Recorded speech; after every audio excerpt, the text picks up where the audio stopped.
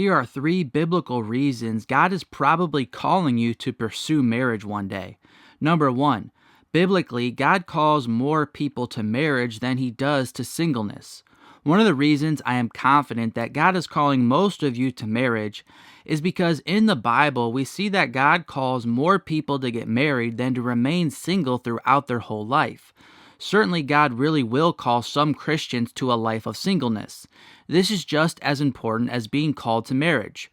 But while God could call you to either singleness or marriage, he usually does call more people to marriage than to singleness.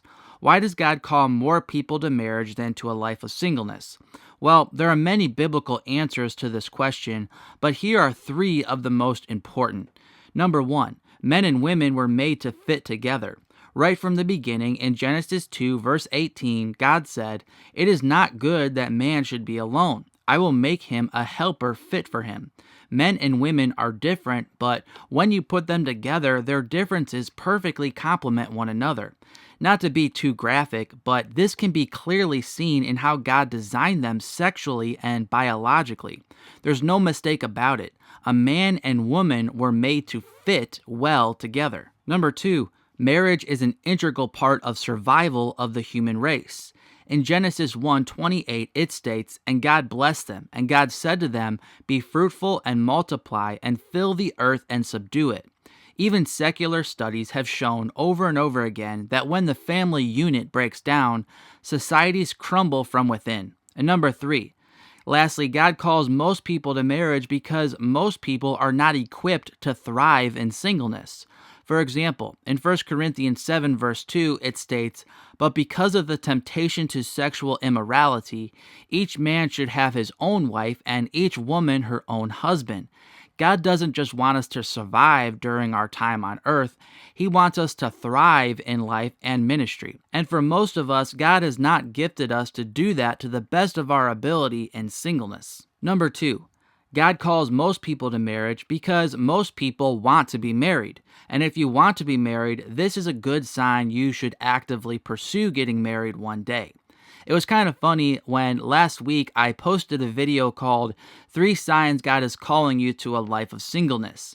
So many people jokingly confessed in the comments of that video that they were afraid to click on it because they didn't want to realize God was calling them to a life of singleness. And they all mentioned they were relieved to watch the video because in it I explained that one sign God is probably calling you to a life of singleness is if you truly want to be single and would be joyful about this calling. The fear of being called to singleness is a good sign that God is probably not calling you to singleness. In that video, I unpack 1 Corinthians 7 and show that God will often lead us through the desires he gives us.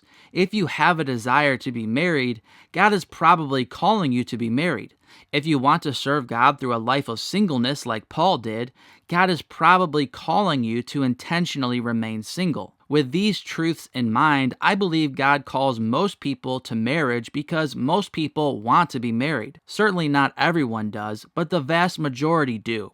For more information on the call to singleness, you can click the card in the right corner of your screen to watch that video called 3 Signs God is Calling You to a Life of Singleness. And number 3, marriage is a big way God calls Christians to glorify him in front of a watching world. The last reason I am so confident that God is probably calling most of you to get married one day is because God made marriage to be a big way Christians share the glorious gospel of Jesus Christ in a visible way to the watching world. For as Ephesians 5 verse 31 and 32 states, "Therefore a man shall leave his father and mother and hold fast to his wife, and the two shall become one flesh." This mystery is profound, and I am saying that it refers to Christ and the church. Here we can see that God created marriage to be a visible representation of how Christ loves the church. We were made in the image of God, which means we are supposed to live our lives in a way that accurately reflects God. From the beginning, God loved his people and was willing to sacrifice his own life for ours. Therefore, God made a man and woman to reflect this type of love he has. For as Ephesians 5 verses 24 through 25 state, "Now as the church submits to Christ, so also wives should submit in everything to their husbands. Husbands, love your wives as Christ loved the church and gave himself up for her.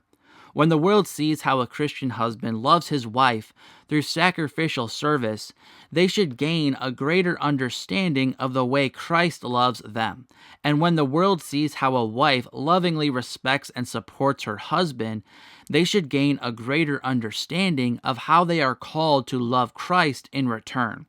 In short, God calls most Christians to marriage because marriage is a huge way God expresses the love relationship He desires to have with His people. Subscribe to get more teachings like this one sent to you every time I release a new video. I post videos every Tuesday, Thursday, and Sunday, and by subscribing, you'll ensure that you don't miss any of them. And here's 2 more related videos if you want to keep growing in God's Word with me. I'm Mark from AGW Ministries. Until next time, God bless.